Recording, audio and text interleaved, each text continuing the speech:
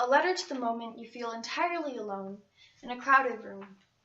Start having a panic attack, are offered no solace, and are reminded of somebody else's problems. Or a letter to my first relationship. Because of you, I acted like who I wasn't.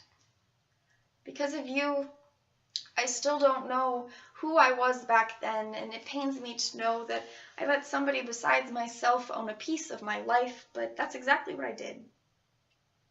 And I'm trying hard not to hate you, but I am so angry. I am angry at myself for thinking that I was okay, for not realizing that what we had wasn't normal.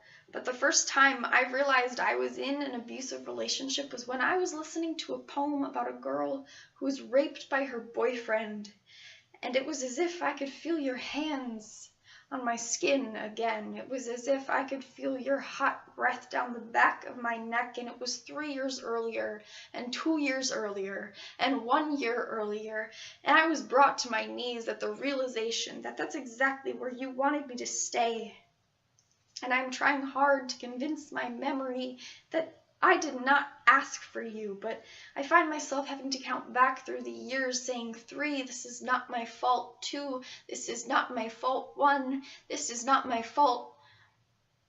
And I do not know what comes before that, before you, before the insecurities in my chest became so large I forgot how to speak. You see, it's not that you ignored my no's.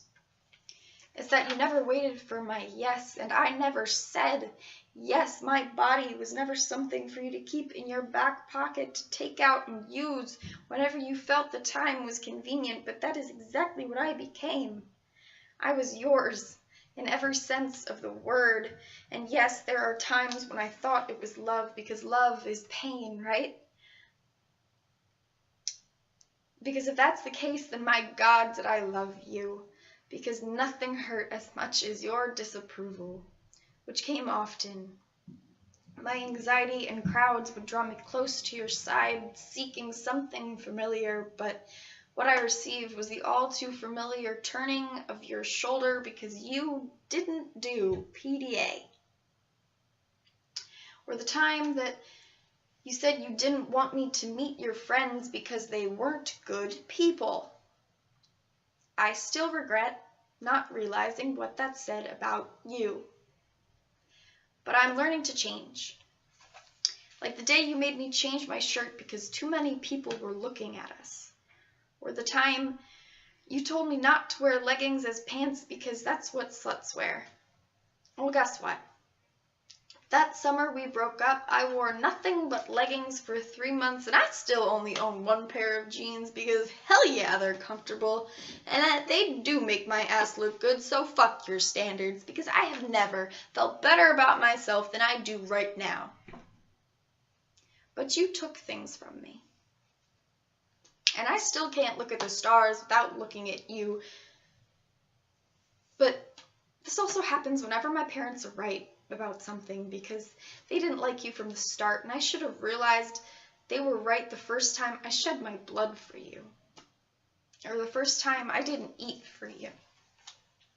But what really should have scared me was when you told me I looked thinner, and I took it as a compliment. I took this as an opportunity.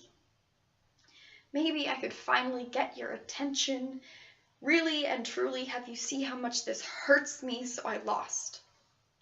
I lost weight, I lost relationships, I lost my trust and wonder for the world, but even when my bones became so stand out and notice me, and my friends wouldn't hug me for fear of breaking me, you still told me I looked so fuckable. You still gave me alcohol and told me to lie down. You told me you would like a girlfriend with a little more curves, and then touched me as if I had them. They say the body renews itself at a rate that takes 7 years for the whole surface of its skin to replace itself. Well, how wonderful it is to think that one day I will have a body you will never have touched. You You taker of joy, you owner of pain, no one was allowed to hurt around you.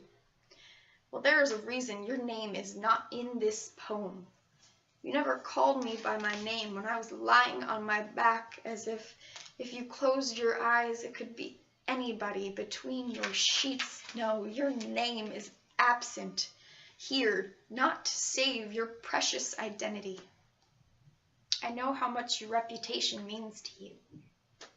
No, your name will never again find its way to my lips for the same reason February gets an extra day.